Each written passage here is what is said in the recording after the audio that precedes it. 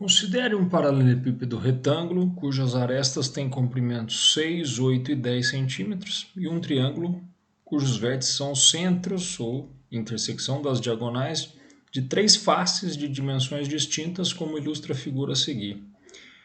O perímetro P desse triângulo está em qual desses intervalos? O que a gente vai considerar? Bom, primeiro que as arestas, os comprimentos são 6, 8 e 10. Considerar que isso tudo aqui é 10, esse aqui é 6, esse aqui é 8.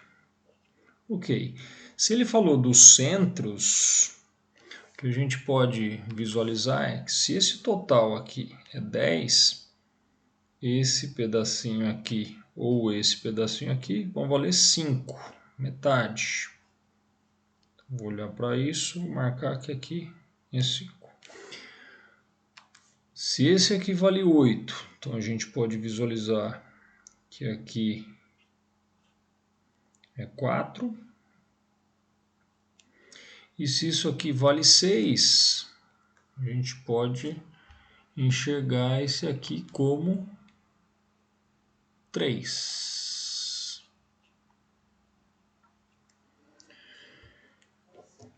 Da mesma maneira que aqui eu fiz isso valendo 5, aqui também vai valer 5. Da mesma forma que aqui era 4, esta distância aqui também é 4. E já que aqui vale 3, essa distância aqui também vale 3. Então você pode visualizar uma espécie de um paralelepípedo inserido nesse outro paralelepípedo, que você pegou dividindo na metade, na metade, na metade, cada uma das arestas. Isso vai permitir que a gente encontre os três lados desse triângulo, fazendo uso de Pitágoras em três momentos, ou em três triângulos diferentes. Aqui o 3 e o 4 formam um ângulo reto, o 4 e o 5 formam um ângulo reto, aqui o 3 e o 5 formam um ângulo reto. Vou falar que este lado aqui, azul escuro, é o lado A do meu triângulo.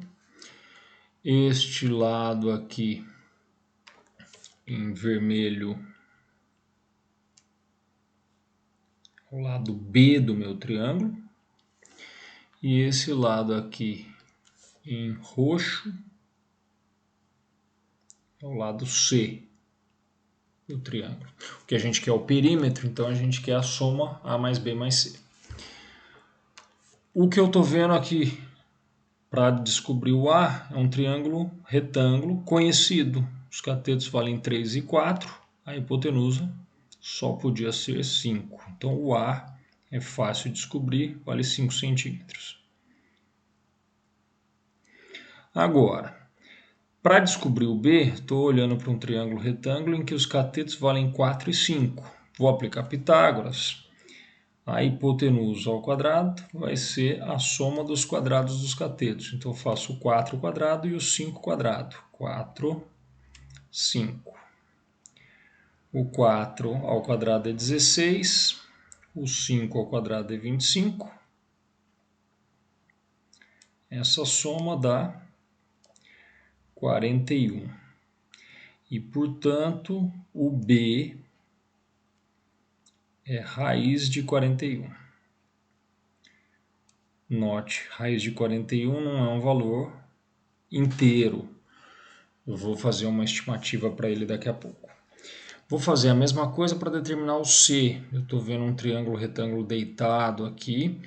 Os catetos são 3 e 5, a hipotenusa é o C. Então, de novo, Pitágoras, C ao quadrado vai ser o 3 ao quadrado mais o 5 ao quadrado.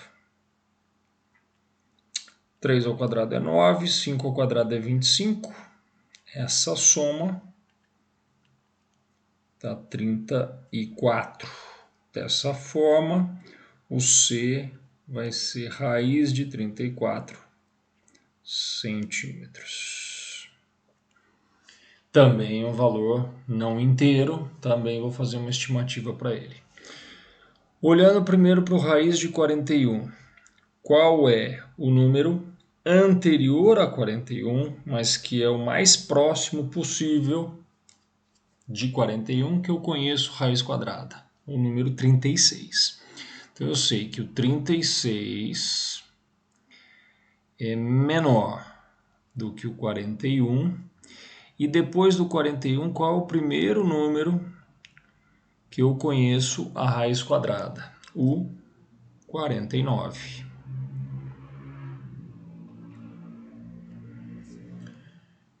Por que eu estou fazendo isso? Para fazer a estimativa dos intervalos que ele dá.